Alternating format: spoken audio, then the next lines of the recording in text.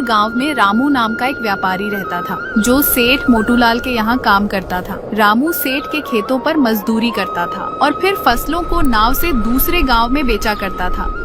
जल्दी जल्दी करो, सारा समय यहीं पर लगा दोगे तो ये सामान कौन ले जाएगा? अरे थोड़ा जल्दी जल्दी हाथ चलाओ। हाँ मालिक, सारा सामान नाव पर रख दिया है, बस ये कुछ चावल के बोरे ही रह गए हैं, बस इनको भी रखकर हम तुरंत ही निकल जाएंगे। हाँ ठीक है, जल्दी करो। अरे बिरजू कहाँ गया? कहीं दिख नहीं रहा है। वो मालिक बिरजू इस ठंड में अचानक बेहोश होकर गिर पड़ा था, इसलिए हम उसे घर छोड़ आए। अरे तो तुमने मुझे क्यों नहीं बताया? घर क्यों भेज दिया? मालिक मैं हूँ कि तुम बताओ जरा। आप मालिक? तो तुमने किससे पूछकर उसे घर भेज दिया? जी मालिक, गलती हो गई, आगे से ऐसा नहीं होगा। होनी भी नहीं चाहिए, नहीं तो तुम्हारी नौकरी तो गई समझो। चलो सब जल्दी जल्दी काम करो। रामू भाई, आज तो बहुत ठंड लग रही है, मेरे तो हाथ ठीक से काम ही नहीं कर रहे। हाँ भाई, सारा मामला तो पेट का ही तो है। अगर यह भूख ना होती तो मैं तो इस ठंड में घर से बाहर ही नहीं निकलता, पर क्या करें, जब भगवान ने पेट दिया है तो इसके लिए तो यह सब करना ही पड़ेगा। हाँ भाई शंकर, हम गरीबों के पास इस ठंड में काम करने के सिवा कोई और रास्ता भी तो नहीं है। काम करें तो कुछ पैसे मिले, एक यह हमारा मालिक है जिसके पास हम गरीबों के ऊपर जरा सा भी दया भाव नहीं है। इतनी ठंड में दिन रात हमसे काम लेता है और खुद तो सारा दिन बंद घर में घुसा रहता है। अरे भाई थोड़ा धीरे बोल, कहीं मालिक ने सुन लिया ना तो खामखा ही सबको डांट पड़ेगी। वैसे भी मालिक के पास दिल कहाँ है हम मजदूरों के लिए, उन्हें तो बस काम से मतलब है, चाहे कितनी ही ठंड हो। अरे यूं रोने धोने से कुछ नहीं होगा, चलो सब जल्दी, जितना जल्दी काम निपटे उतना ही जल्दी हम घर को लौट पाएंगे। सभी मजदूर नाव में बैठकर दूसरे गांव के लिए निकल पड़ते हैं। रामू अपने परिवार के साथ एक छोटे से टूटे फूटे मकान में रहता था। रामू सेठ मोटू के खेतों में खेती करके अपने परिवार का पालन पोषण करता था। रामू का परिवार बहुत गरीब था और उनका घर भी टूटा फूटा था, जिस वजह से सर्दियों का मौसम आते ही उन्हें बहुत परेशानियों का सामना करना पड़ता था। माँ, आप पिताजी को बोलो ना, वे छत की मरम्मत करवा ले और खिड़कियों को भी ठीक करवा दे। सर्दियों का मौसम शुरू हो गया है, रात को जब खिड़की से हवा आती है ना तो बहुत सर्दी लगती है। चिंता मत करो बेटा, मैं तुम्हारे पिताजी से कहकर इस खिड़की में पर्दा लगवा दूंगी, क्योंकि खिड़की लगाने के पैसे तो अभी हमारे पास नहीं है, लेकिन पर्दा लग जाएगा तो उससे भी बहुत बचाव हो जाएगा। लेकिन माँ, जब पिछली बार हमने खिड़की पर पर्दा लगाया था तो तेज ठंडी हवा के कारण वो पर्दा उड़ गया था। मुझे नहीं लगता कि पर्दा लगाने से कोई भी फायदा होगा। एक बार कोशिश करके तो देख ही सकते हैं ना बेटा, तुम चिंता मत करो, मेरे पास कुछ पुरानी साड़ी पड़ी है, तुम्हारे पिताजी आएंगे तो उनसे कहकर खिड़की पर पर्दा लगवा दूंगी। थोड़ी देर बाद रामू घर आता है। जरा सुनिए, इस खिड़की से बहुत ठंडी हवा आती है, यह लीजिए, आप इस पर पर्दा लगा दीजिए। ठीक है, अभी लगा देता हूँ, लेकिन मुझे नहीं लगता कि इससे कोई भी फर्क पड़ेगा। इधर तेज हवा चली तो पहले की तरह ये फट जाएगा। रामू खिड़की पर पर्दा टांग देता है। ये देखो गुड्डू, तुम्हारा पर्दा लग गया। जी, मैं आपको कह रही थी कि ठंड का मौसम शुरू हो गया है, हमारी छत में जगह जगह छेद भी है। अगर ठंड में कहीं बारिश हो गई तो इस सर्दी को झेलना हमारे लिए कठिन हो जाएगा। इससे पहले कि कहीं बारिश हो, आप इस छत की मरम्मत करवा दीजिए। पर बिंदिया, तुम्हें तो पता है ना, मरम्मत करवाने में काफी पैसे लग जाएंगे और इतने पैसे अभी मेरे पास नहीं है। तो आप अपने सेठ से पैसे उधार ले लीजिए। बिंदिया, तुम्हें तो पता ही है ना, सेठ मोटूलाल इतनी आसानी से पैसे देने वाला नहीं है। मेरी तनख्वाह ही वह बहुत मुश्किल से देता है, तो मुझे उधार में पैसे क्यों देगा? हमारे गांव में जमींदार गोगो का घर भी तो है, आप उससे पैसे ले लीजिए, किसी से भी पैसे ले लीजिए, बस छत की मरम्मत करवा दीजिए। यह ठंडी हवा अब हमसे बर्दाश्त नहीं होती है, अगर बारिश हो गई तो हमारा क्या होगा? ठीक है बिंदिया, मैं गोगो के पास जाकर कुछ पैसे उधार मांग कर देखता हूँ। थोड़ी देर बाद रामू जमींदार गोगो के पास पहुँच जाता है। अरे आओ रामू, कहो कैसे आना हुआ? आखिर इतने दिनों बाद अचानक तुम्हें हमारी याद कैसे आ गई? जमींदार जी, मुझे कुछ पैसे उधार चाहिए थे। अच्छा, तो तुम उधार लेने आए हो? उधार तो मैं तुम्हें दे दूंगा, लेकिन 3% ब्याज लगेगा। अगर जमींदार जी ब्याज कुछ कम नहीं हो सकता? नहीं भाई रामू, ब्याज तो 3% ही लगेगा। गांव के बाकी लोगों को भी मैं 3% पर ही ब्याज देता हूँ, तो भला तुम्हें कैसे कम लगा सकता हूँ? अगर मैं तुम्हें ब्याज कम लगाया तो गांव के अन्य लोगों के साथ बेईमानी होगी ना। हाँ, बात तो आप कि ठीक है, मगर अरे अगर मगर के चक्कर में मत पड़ो। मैं कौन सा आज ही तुमसे पैसे मांग रहा हूँ। अभी कुछ दिन रहने दो, अगले महीने बाद से ब्याज की रकम चुका देना। मुझे भी कोई जल्दी नहीं है। ठीक है जमींदार जी, तो आप मुझे 3% ब्याज पर ही पैसे दे दो। रामू जमींदार से पैसे लेकर अपनी छत की मरम्मत करवा लेता है। देखो बिंदिया, अब तो छत की मरम्मत भी हो गई है और खिड़कियां भी ठीक हो गई हैं। अब घर में ठंडी हवा भी नहीं आ रही है। अब हमारी ठंड भरी रात आराम से गुजर जाएगी। जी हाँ, बड़े दिनों बाद आराम मिला है घर में, वरना ठंडी हवाओं से तो पूरा शरीर कांप रहा था।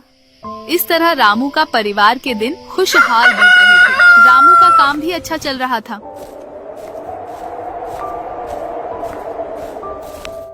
कहिए मुंशी जी, क्या चल रहा है? सब ठीक तो है ना?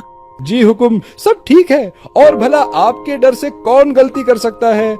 हाँ, डर जरूरी है, नहीं तो जमींदारी नहीं चलेगी। आज की जो भी आमदनी होगी वह मुझे बता देना। वही तो देने आया हूँ हुकुम, लेकिन एक छोटी सी दिक्कत है एक जने को लेकर। दिक्कत किस वजह से हो रही है तुमको दिक्कत? हुकुम, वो हमारे गांव के मदन को लेकर उसने पिछले ही साल हमसे नाव खरीदने के लिए पैसे उधार लिए थे। हाँ तो क्या हुआ? उसने उधार सही समय पर नहीं भरा क्या? अरे हुकुम, भरता कैसे, उसका कारोबार ही ठप हो गया। सुना था कि उसकी दुकान में चोरी हो गई थी, जिससे उसे बहुत घाटा हुआ और अब वह उधार नहीं भर पा रहा। अच्छा ऐसा है, तो जो उसने नाव खरीदी है उसे उठा लो। गोगो बहुत ही चालाक और लालची जमींदार था। पहले गांव की लोगों को बड़े भारी ब्याज पर पैसे देता था और ब्याज ना चुका पाने पर उनके घर, खेत खलिहान सब हड़प लिया करता था। यह पैसा रखो, जमींदार का आदमी आएंगे तो उन्हें यह पैसे दे देना। और कब तक देना होगा जी? गुड्डू अब बड़ा हो रहा है, उसकी पढ़ाई के लिए भी तो कुछ जमा करना होगा ना। और ज्यादा दिन नहीं, लगभग सब चुकता हो ही गया है। बस भगवान की कृपा से इसी तरह काम चलता रहा ना, तो अगले आने वाले 3 महीनों में हमारा सारा कर्जा चुकता हो जाएगा। भगवान करे ऐसा ही हो। गुड्डू कहाँ है? वह पढ़ रहा है। उसका अच्छे से ख्याल रखना, आखिर वही हमारे लिए सब कुछ है। चलो मैं अब निकलता हूँ, नहीं तो काम में देरी हो जाएगी। अच्छे से जाइएगा।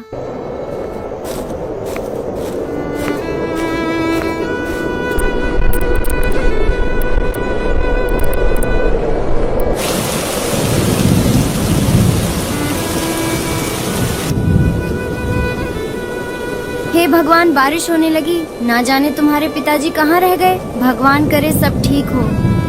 माँ क्या हुआ? कुछ नहीं बेटा, तुम अंदर चलो, मैं अभी आती हूँ। भगवान उनकी रक्षा करना, इतनी बारिश हो रही है, बस वह सुरक्षित घर आ जाए।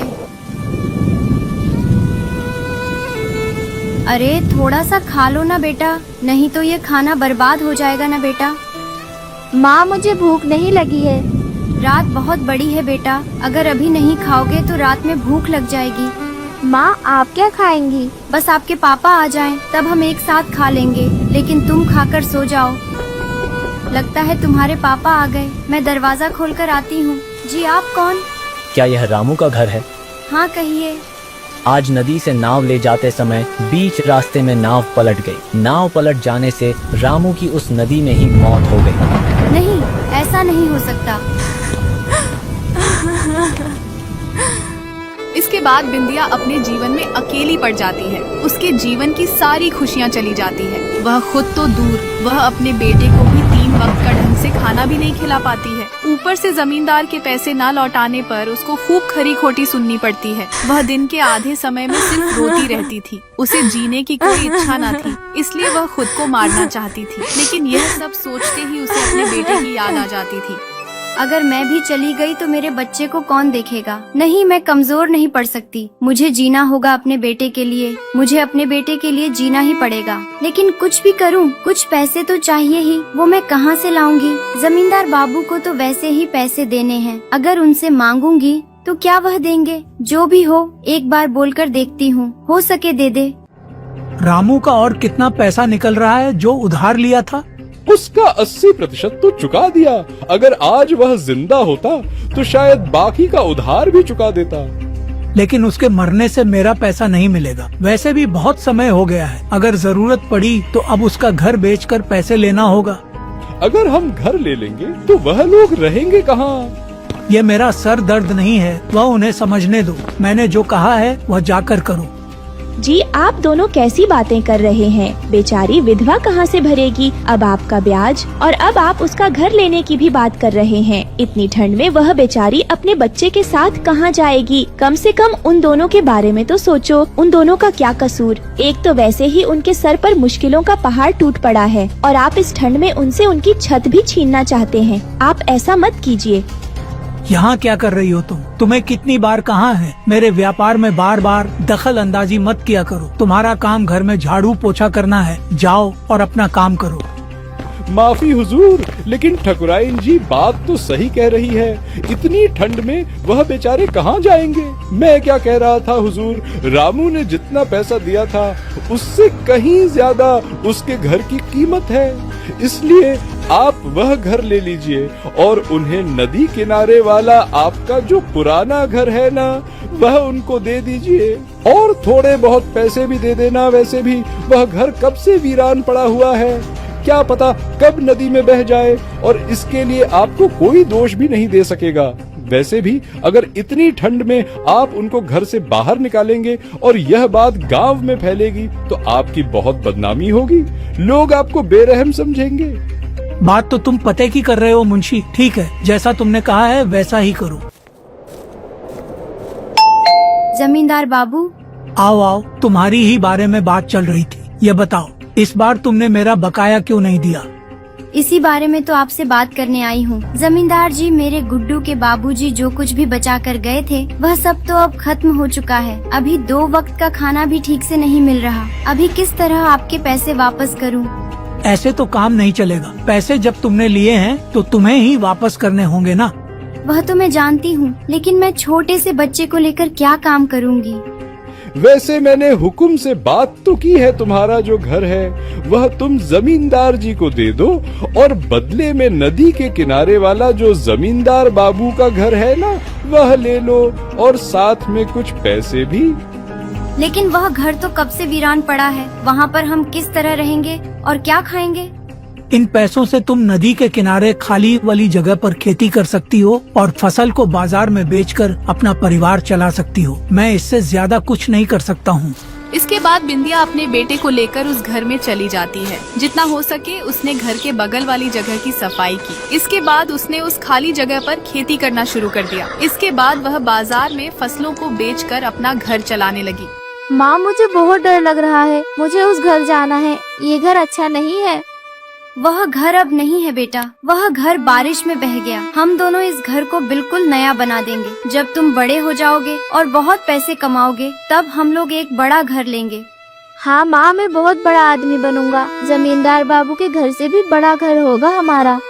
ठीक है बेटा, ठीक है। अभी बाहर मत जाना। बेटा, तुम जाकर बिस्तर पर बैठो, मैं अभी आती हूँ। बिंदिया सुबह देखती है कि छत पर से पानी गिरने के कारण जमीन के नीचे गड्ढा बन गया है। भला यह क्या हुआ? इतना बड़ा गड्ढा कैसे हो गया? तभी बिंदिया की नजर उस गड्ढे के किनारे एक चमकती चीज पर जाती है। गड्ढे के अंदर अब यह क्या है जो चमक रहा है? थोड़ा मिट्टी हटाकर देखती हूँ। बिंदिया उस मिट्टी को हाथों से हटाती है। अरे, ये तो सोने के सिक्के हैं। सोने के सिक्के से भरा मटका। इन सिक्कों के बारे में अगर जमींदार बाबू को पता चल गया तो वह तो सब लेकर चले जाएंगे। आज ही मुझे ये सब लेकर यहाँ से चले जाना होगा। इसके बाद बिंदिया सिक्कों को अपने झोले में रखकर अपने बेटे को साथ लेकर उस गांव से हमेशा हमेशा के लिए चली जाती है। फिर किसी और गांव में जाकर घर खरीद कर